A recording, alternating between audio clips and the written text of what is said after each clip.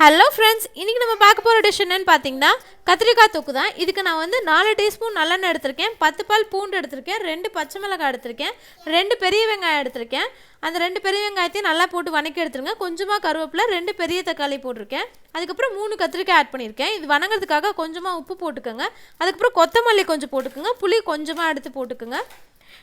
இது நல்லா எல்லாமே வணங்கினதுக்கப்புறம் எண்ணெயிலே 1 டீஸ்பூன் வந்து கொத்தமல்லி தூள் எடுத்துக்கோங்க, 1 டீஸ்பூன் தனி மிளகாய் தூள் போட்டுக்கோங்க. இந்த மாதிரி இதை நல்லா கொஞ்சம் எண்ணெயிலே போட்டு வதக்கி எடுத்ததுக்கப்புறம் ஒரு அரை டம்ளர் தண்ணி ஊற்றிக்கோங்க. அப்போ தான் காய் நல்லா வேகும். இந்த தண்ணி ஊற்றுனது வந்து நல்லா ட்ரை ஆகிற வரைக்கும் வணக்கிக்கோங்க.